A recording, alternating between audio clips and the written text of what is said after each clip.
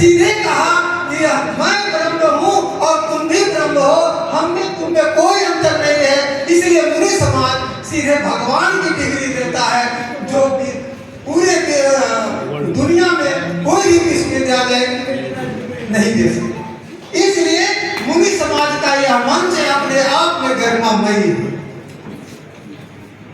तीसरा निवेदन मैं करूंगा कि शिव मुनि ने मुनि समाज के माध्यम से सैद्धांतिक ज्ञान बहुत दिया, बहुत सारी पुस्तकें लिखी, लगभग 37 पुस्तकें उनकी प्रकाशित है और उन्होंने मूल पत्रिका का जो प्रकाशन किया, जो पत्रिका आज भी मुनि समाज की मुख्य मासिक पत्रिका के रूप में प्रकाशित हो रही है, उसका नाम उन्होंने ज्ञान शक्ति रखा। ज्ञान शक्ति यह उनका सैद्धांतिक पक्ष था। जब शिव मुनि से लोग पूछते थे, आज भी लोग पूछते हैं, अरे भैया चाहे जो कहला, लेकिन कोई न कोई शक्ति है जो संसार को चला रहा है, बना रहा है, सब कुछ कर रहा है।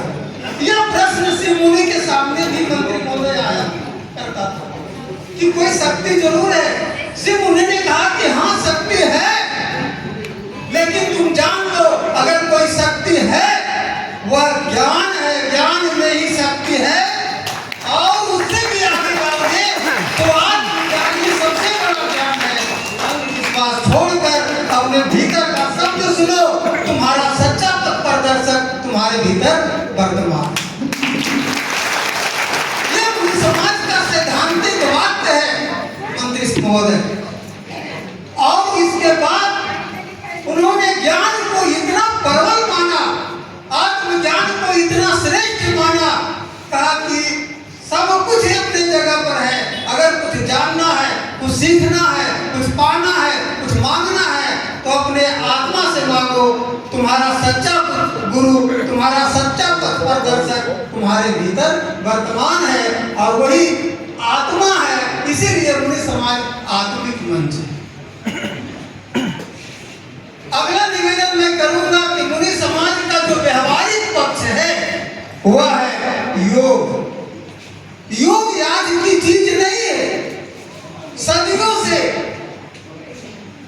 जैसा कि मैंने कहा कि यह देश रिसर्चर का देश रहा है। ऋषि शब्द की उत्पत्ति रिसर्च करने वालों के लिए हुई थी।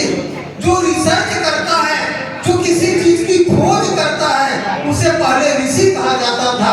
और ऋषि हमारे योग पर चर्चा करते थे, योग की खोज करते थे, योग को संचालित करते थे।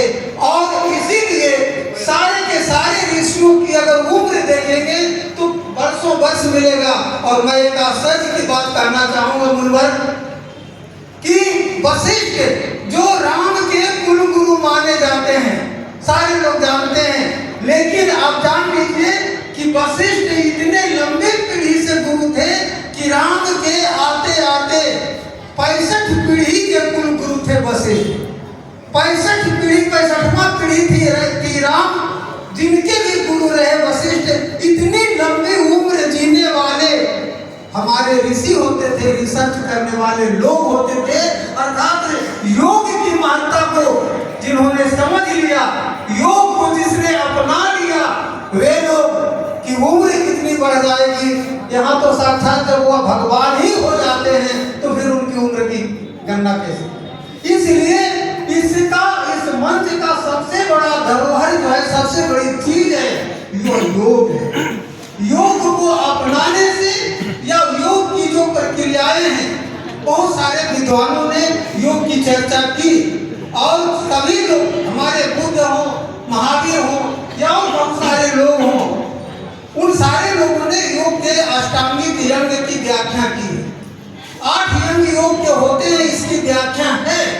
और हमारे शिव मुनि ने भी अष्टांगिक योग की चर्चा की, 8 यंग बताए। लेकिन सारे ग्रंथों में पतंजलि से लेकर के आज तक ऋषि मुनि के आने तक जितने भी सारे योग के ग्रंथ हैं, उन सारे ग्रंथों में जो चक्रों का भेदन किया गया है, जो बताया गया है, उसे आज आते आते व्यायाम का रूप दे दिया गया, एक्सरसाइज कहा जाता है। अर्थात योगा मीन्स एक्सरसाइज। एक्सरसाइज। योग को लोग व्यायाम बता दिए, एक्सरसाइज बता दिए, कहा ऐसे करोगे तो ठीक हो जाएगा, वैसे करोगे तो। भाई व्यायाम, योग व्यायाम नहीं है। और इसीलिए शिव मुनि ने एक नया शब्द दिया। यह शिव मुनि की अपनी खोज है, अपना रिसर्च है। इन्होंने एक्सरसाइज को सीधे उस चक्रभेदन का नाम दिया और एक नया शब्द दिया चक्रभेदन, जो इनके पहले किसी भी योग की पुस्तक में चक्रभेदन शब्द नहीं मिलेगा। यह शिव मुनि का अपना रिसर्च था। चक्रभेदन, चक्रों का भेदन करना जो सीख लिया, वह व्यक्ति वस्तुतः चक्रव्यूह को तोड़ दिया। यह चक्रभेदन है। और आप जानेंगे कि विष्णु, बहुत अच्छा उदाहरण है मेरे पास। महाभारत काल में कृष्ण, इन दो व्यक्तियों के हाथ में चक्र देखा गया।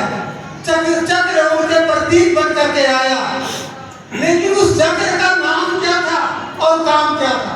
काम के बारे में तो सब जानते हैं कि चक्र ऐसे फेंक देते थे तो ऐसे हो जाता।